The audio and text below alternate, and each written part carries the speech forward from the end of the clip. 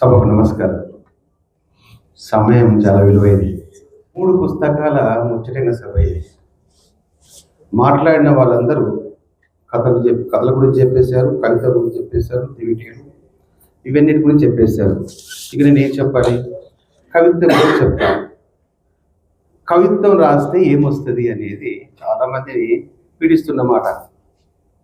50 ఏళ్ళ క్రితం మాట చెప్తారు. శంకరం గారికి 70 ఏళ్ళు దాటాయి, నాకు ఒకటి రెండు తక్కువనే, అంతే 70. 50 ఏళ్ళ క్రితం మాట చెప్తున్నారు కదా, అంటే 75-76 సంవత్సరంలో జరిగిన సంఘటన. అప్పుడు మాకు నిజామాబాద్లో ప్రతి జిల్లా, మన రాష్ట్రంలో ప్రతి జిల్లాలో ఏదో ఒక సంస్థ ఉండేది, సాహిత్య సంస్థ. ఆ సంస్థ సభలు సమావేశాలు నిర్వహించేది. అట్లాగే మా నిజామాబాద్ జిల్లాలో కూడా, మా నిజామాబాద్ టౌన్లో కూడా ఇందూరు భారతి అనేది సాహిత్య సంస్థ ఉండేది. ప్రతి వారమో సెలవు రోజు కవి సమ్మేళనం నిర్వహించేది. ఆ కవి సమ్మేళనానికి వచ్చేది ఎంతమంది అంటే పట్టుమని 10 మంది. ఆ 10 మందే వస్తారు, కవితలు చదువుతారు. ఆ కవితల మీద విశ్లేషణ, బాగుంది బాగలేదు అనేది జరిగిపోతూ ఉంటుంది. ఇలా జరుగుతున్న క్రమంలో 50 ఏళ్ళ క్రితం మా ఆర్థిక పరిస్థితి భయంకరంగా ఉంది. మా అమ్మ నాన్న ఏమనేదంటే, ఎటుపోతున్నావురా, ఏం సభలు రా ఇవి, ఏం సాహిత్యం రా, ఏం కవిత్వం రా అనేది. ఎందుకనేది అంటే పొట్ట తిప్పలు కదా, ఆకలి దప్పులు కదా. కవిత్వం రాస్తే ఏమొస్తుంది? పని చేసుకోవాలి కదా, పనికి సహకరించాలి కదా. అలాంటి స్థితిలో తను అంటున్నప్పుడు మాకు కొద్దిగా బాధ కలిగేది, వెళ్తే ఆనందం కలిగేది. ఆ మాట అంటే బాధ కలిగేది. ఇటువంటి సందర్భంలో జరిగిన సంఘటన ఏంటంటే, ఆరుద్ర గారు, సినిమా పాటల రచయిత ఆరుద్ర గారు ఎక్కడ మద్రాసులో ఉంటారు. ఇందూరు భారతి సభకి ఆయనను ఆహ్వానించడం జరిగింది. ఆయన ఒకరోజు ముందు వచ్చాడు నిజామాబాద్కి. చక్కగా బస్ దిగి, మా ఇంటి ముందు రిక్షా దిగి నడుచుకుంటూ వస్తున్నాడు. నేను బయట నిలబడ్డా. ఆ మనిషి చూడగానే ఒక స్వామిలా ఉన్నాడు. లేదా కొందరు చూస్తుంటాం కదా, మనం వస్తుంటారు కదా కొందరు, సహకరించమని వస్తున్న జనం లెక్క చూస్తుంటారు కదా కొందరిని. ఆ రూపం చూడగానే నాకు రకరకాల ఆలోచనలు వచ్చినాయి. కానీ ఎందుకో నాకు ఆ రూపంలో ఒక గొప్ప వ్యక్తి గోచరిస్తూ ఉన్నాడు. అది నడుచుకుంటూ వచ్చి కరెక్ట్గా మా ఇంటి ముందే ఆగాడు. మా ఇల్లు, మా గురుగారి ఇల్లు, శైవ పరానందములు గారి ఇల్లు, బైస రామదాస్, బైస దేవదాస్ గారి ఇల్లు ఎదురు బదురుగా ఉండేది అన్నాడు. ఆయన బైస పరందాములు ఇల్లు ఎక్కడని అడుగుతున్నాడు. అంటే బైస అంటే మేము, శైవ అంటే ఆయన. నాకు అప్పుడు అర్థమైపోయింది ఈయన ఆరుద్ర అని. అప్పుడు గబాలన ఆయనను మా ఇంట్లో తీసుకెళ్ళి మా అమ్మ నాన్న సమక్షంలో కూర్చోబెట్టా. అప్పుడు మా ఇంట్లో కుర్చీలు లేవు, చాపలు ఉంటాయి కదా, ఇప్పుడు వాడడం లేదు. ఆ చాపలు కూర్చుంటాయి అలాంటి చాపలు. అప్పుడు ఆ చాప వేస్తే ఆడ కూర్చున్నాడు. అప్పుడు మా నాన్నలో ఆనందం చూశా, మా అమ్మలో ఆనందం చూశా. అప్పుడు అర్థమైంది వాళ్ళకి, కవిత్వం రాస్తే ఏమొస్తుంది, కవిత్వం వైపు మళ్ళీ ఏమొస్తుంది అంటే ఆరుద్ర మన ఇంటికి వస్తాడు. సంభవమా ఇది? సంభవం. ఆరుద్ర చూస్తావా మనం? మద్రాసుకి వెళ్ళి చూడలే కదా. ఆయన మన ఇంటికి వచ్చాడు. ఎట్లా వచ్చాడు? ఈ కవిత్వపు రుచుల్లో మేము ఉన్నాం కాబట్టి ఆ అవకాశం కలిగింది. అప్పటి నుంచి మా అమ్మ నాన్న మాకు ఎదురు చెప్పలే. కవిత్వం రాస్తే, కవి సమ్మేళనకు వెళ్తా అంటే, సాహిత్య సభకు వెళ్తా అంటే వెళ్ళమని ప్రోత్సహించిన వాళ్ళే. అలా ప్రోత్సహించారు కాబట్టి, అక్షరం వైపు మలినం కాబట్టి ఈరోజు నేటిజం అనే పత్రికని ధారావాహికంగా తీయగలుగుతాము. కొత్త కవులకి ఉత్సాహాన్ని, ప్రోత్సాహాన్ని ఇవ్వగలుగుతాము. ఎందుకు? ఆ కవిత్వం వల్లనే. కవిత్వం రాస్తే ఏమొస్తుంది అంటే, కవిత్వం రాస్తే ఈ స్థాయి వస్తుంది అనేదానికి ఒక ఉదాహరణ చెప్పవచ్చు. ఇట్లా కవిత్వం రాస్తే ఏమొస్తుంది అంటే, ఈరోజు వైరాగ్యం ప్రభాకర్ గారు ఆర్థిక సంపదలు పెంచుకోకుండా సాహిత్య సంపదను పెంచుకుంటున్న గట్టివాడు వైరాగ్యం ప్రభాకర్ గారు. ఆయన 100కు పైగా పుస్తకాలు నిర్వహించారు. ఇందాక నాకు ఇచ్చిన తర్వాత చూశాను, ఆశ్చర్యపోయా నేను. ఏదో 10-15 పుస్తకాలు వేసి ఉంటాలి అనుకున్నా. కానీ తన గురించి ఆ లిస్ట్ ఇచ్చిన తర్వాత ఆశ్చర్యపోయారు. 130కి పైగా పుస్తకాలు, 150కు పైగా పురస్కారాలు, 60 ఏళ్ళు దాటిపోయినా ఉద్యోగం పక్కెళ్ళిపోయినా ఆయన అక్షర కృషి చేస్తున్నాడు, సాహిత్య కృషి చేస్తున్నాడు. తన కోసం చేస్తలేడు, ఆయన అందరినీ కలుపుకొని పోతున్నాడు. అందరికీ కవిత్వపు పరిమళాలను అవుతా ఉన్నాడు. కవి కులంలో అందరినీ చేరేటట్టు చేసుకుంటా ఉన్నాడు. ఈరోజు ఇంతమంది ఇక్కడికి రావడానికి రీజన్ ఏంటిది? ఆయన కవిత్వం వైపు మళ్లించాడు ఆయన. అంటే కవిత్వం ఎంత గొప్పది అంటే మనలో ఉన్న మలినాన్ని తొలగించే తత్వం కవిత్వం అనుకుంటుంది. మనం రాసే ప్రతి అక్షరము అవతల వాళ్ళని ఆలోచింపజేసే రకంగా ఉంటుంది కవిత్వం. ఏది రాస్తే అది కవిత్వం కాదు. ఒక చోట ఒక మిత్రుడు అన్నాడు, పుడమి తల్లికి పుత్రోత్సవం ఎప్పుడు వస్తుంది? పుడమి తల్లికి పుత్రోత్సవం నేల మీద పారాడినప్పుడు కాదు, నేల మీద పారాడినప్పుడు కాదు, నేల కోసం పోరాడినప్పుడు అంటాడు ఆ మిత్రుడు. అట్లాగే కవితామా తల్లి కూడా పుత్రోత్సవం ఉంటుంది. ఎందుకు కూడదు? ఆ కవితామా తల్లి ఏం కోరుకుంటుంది? కాగితం కలం ఉందని కవిత రాయడం కాదు. ఇప్పుడంతా కంప్యూటర్స్ వచ్చేసి చేతుల పేరే ఉన్నాయి కదా, రాయడం కూడా పోయింది. కాగితాలు అవసరం లేదు, కలం అవసరం లేదు.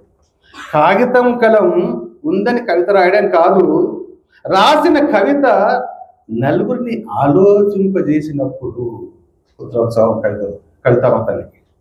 అలాంటి కవిత్వం రాయాలి. ఏది రాస్తే అది కవిత్వం కాదు.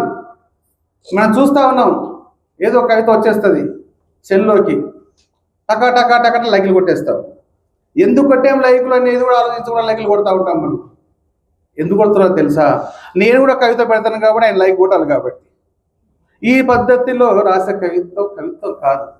అది కథ అయినా, కవితమైనా, రచన ఏదైనా అక్షరానికి పదును పెట్టే ప్రక్రియ ఏదైనప్పటికీ కూడా ఆ అక్షరము బలంగా ఉండాలి, ఆలోచింపజేసేటట్టుగా ఉండాలి, మార్పుకు ఊపిరిపోయాలి.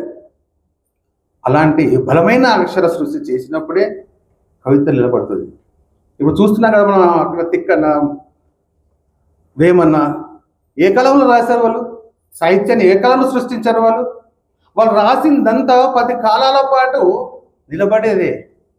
మనం వేమన మర్చిపోవచ్చు కాక, వాళ్ళు రాసిన సాహిత్యం మన నాలుకల మీద ఉంది. పాఠశాలలో చెప్తా ఉంటారు పద్యాలు. ఆ పద్యాల్లో ఉన్న సారమంతా జీవన విధానం మీద, జీవన విధానాన్ని కొనసాగించడం మీద, జీవనాన్ని ఎంత గొప్పగా విజయ పరంపరలోకి వెళ్ళేటట్టుగా చేసే విధంగా ఉన్న సాహిత్యం అదంతా. కవులను మర్చిపోవచ్చు, రాసిన కవిత్వాన్ని ఎవరు మర్చిపోరు. కాబట్టి ప్రతి ఒక్కరు ఆలోచించాల్సింది ఏంటిదంటే, నేను రాసిందే కవిత్వం అనుకోకుండా నేను రాసిన దాంట్లో ఎంత తేమ ఉంది. వైరాగం ప్రభాకర్ చేస్తున్న కృషి ఏమిటి? మీలో ఉన్న జిజ్ఞాసను గుర్తించి మీలో ఉన్న ఉత్సాహాన్ని పెంచడానికి, మీకు ఉత్సాహాన్ని పెంచడానికి అన్ని ఏడ్చి కూర్చి పుస్తకాలు వేస్తూ ఉన్నారు ఆయన. చిన్న విషయం కాదు ఇది. ఆయన ఒక రకం చెప్పండి, సాహిత్య సేవ చేస్తున్నాడు, సాహిత్య కృషి చేస్తున్నాడు, సాహిత్య సేవ చేస్తూ ఉన్నాడు. ఆయన రాస్తూ ఉన్నాడు, అందరితో రాయిస్తూ ఉన్నాడు. అంటే తన బండిలో అందరిని ఎక్కించుకొని వెళ్తూ ఉన్నాడు. ఎక్కడికి?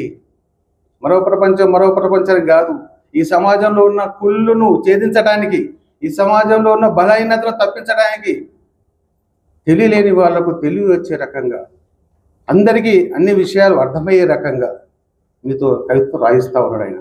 ఇది ఒక గొప్ప విషయం. ఇది అందరికి చేతన అవుతుందా అంటే కాకపోవచ్చు కాక. ఒకప్పుడు జిల్లాకు ఒక్క సంస్థనే ఉండేది, కానీ ఈరోజు జిల్లాలో 10 సంస్థలు ఏర్పడ్డాయి. ఒక్కొక్క జిల్లాలో 10 సంస్థలు పోటీగా కవిత్వం రాయిస్తూ ఉన్నాయి, పుస్తకాలు వేయిస్తూ ఉన్నాయి. చూస్తున్నాం మనం. కవిత్వం రోజు రోజుకు పుంకాలుగా వస్తుంది, మంచి కవిత్వం వస్తుంది. ఈరోజు ఈ పుస్తకంలో ఉన్న కవిత్వాన్ని కూడా చూసినప్పుడు కూడా మంచి కవిత్వం ఏముంది. రాజకుమారి గారు ఒక చోట శక్తి స్వరూపిణి అనే శీర్షికతో రాసిన కవిత చూసినప్పుడు మహిళ ఇవాళ ఎన్ని సమస్యలు ఎదుర్కొంటుంది అని చెప్తాను. ఒక కుటుంబంలో పెళ్ళి అయింది అమ్మాయికి, ఆమెకు 2 లక్షల రూపాయలు వేతనం. భర్త ఏం చేస్తాడు తెలుసా? ఆమె వేతనాన్ని ఆయన బ్యాంకులో వేసుకుంటాడు, ఆయనే ఖర్చు పెడతాడు. ఆమెకి ఏది కావాలని ఆయనే కొనివ్వాలి. అప్పుడప్పుడు పెద్ద హోటల్ తీసుకెళ్ళి ఒక 10,000 ఖర్చు పెడతాడు. ఆమె అంతకే సంతృప్తి పడతా ఉంది. ఆమె పేరు మీద కారు కొన్నాడు, ఆమె పేరు మీద ఇల్లు తీసుకున్నాడు. అన్ని లోన్లే, అన్ని లోన్లు తీసుకొని ఆమె జీతమంతా లోన్లకు పెట్టేట్టుగా చేశాడు. ఆమెకు చిల్లిగా లేకుండా చేశాడు. ఆమె ఎక్కువ ఇవాళ స్వాతంత్రం లేదు, ఆమెకు మాట్లాడే హక్కు లేకుండా చేసి పడేశాడు. అలాంటి స్థితిలో స్త్రీలు ఇవాళ ఉన్నారు సమాజంలో.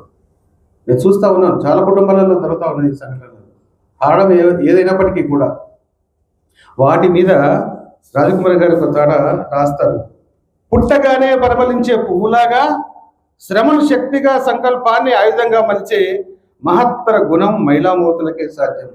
నిజమే, 100%. కష్టాలను చిరునవ్వులతో జయిస్తూ అలసిపోని ఉత్సాహంతో ముందడుగునే జాతి గర్వించే నారీ శిరోమణి మహిళారత్న. ఇంతటి గుణగణాలు ఉన్న స్త్రీలకి ఈరోజు ఎన్ని సమస్యలు వస్తున్నాయి చూస్తున్నాం మనం సమాజంలో. అన్నీ తెలిసిన విషయాలు ఇవన్నీ. ఆమె రాయగలిగింది. ఒక పరిశోధన ఉంది, ఒక ఆలోచన తనలో మెరుగుపడింది కాబట్టి ఆమె రాయగలుగుతారు. ఇక ఈ అమ్మాయి బ్యూటీలు చాలా ఆమె అక్షరాలు కూడా 10 అక్షరాలు. ఆయన ఒక చోట అంటారు, కష్టాన్ని కన్నీటితో కాదు చిరునవ్వుతో ఆస్వాదించు. ఎంత గొప్పగా చెప్తా ఉన్నారు. కష్టాన్ని కన్నీటితో కాదు చిరునవ్వుతో ఆస్వాదించు, ఓటమిని నిరాశతో కాదు ఆశతో మళ్ళీ ప్రయత్నించు. అంటే మనం మార్చడానికి ఇదంతా మనలో ఉన్న లోపాలను చదువుకోవడానికే. తను రాసేది మనం చదవడం వల్ల మనలో లోపాలను చదువుకుంటాం, మనలో శక్తి క్షీణించిపోతే శక్తిని పెంచుకోవడానికి ప్రయత్నిస్తుంటాం. అంటే ఒక ఆలోచింపజేసేది కవిత ఇదంతా. మనతో ఏమన్నారు, ఎవరిలో ఏ అంతరంగం ఉందో ఎవరిని చిన్న చూపు చూడమాకు. ఎవరిలో ఏ మర్మం ఉందో ఎవరిని తక్కువ అంచనా వేయమాకు.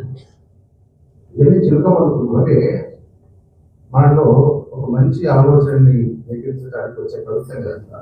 ఇలాంటి కవిత్వం రాసినంత కాలం కవిత్వం బతికే ఉంటుంది. ఆ కవిత చదివిన వాళ్ళలో ఒక ఆలోచన శక్తి మెరుగుపడడానికి అవకాశం ఉంటుంది. అలాంటి ప్రయత్నంలో వైరాగ్య ప్రభావంగా చేస్తున్న కృషిని సందర్భంగా అభినందిస్తూ, సమయం చాలా విలువైంది కాబట్టి ఇతరులు ఎక్కువ మాట్లాడితే మీతో నాలుగు గారిని అనేక కాబట్టి ధన్యవాదాలు సార్.